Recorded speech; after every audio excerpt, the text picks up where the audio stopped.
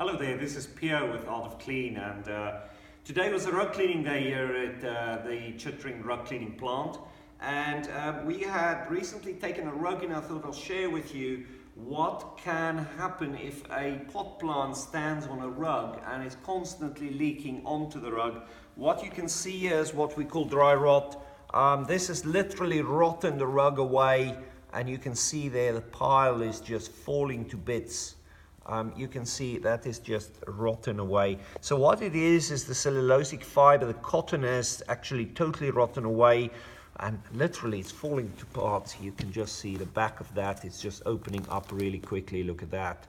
So my advice to you is to stop this sort of problem happening on your fine furnishings and your fine rugs. You might have some pot plants in the house. Make sure those plants has got a plastic cover under the pot, so that if there's water leaking, it does not penetrate through into the carpets below, or the rugs below, or the fine fabrics it might get in contact with. You can use that, otherwise a glazed ceramic tray it stands in. Be careful, sometimes the trays are not glazed and water can still seep through. Alternatively, what you can do is wrap that tray in a plastic or a cling film or something like that, or aluminium foil.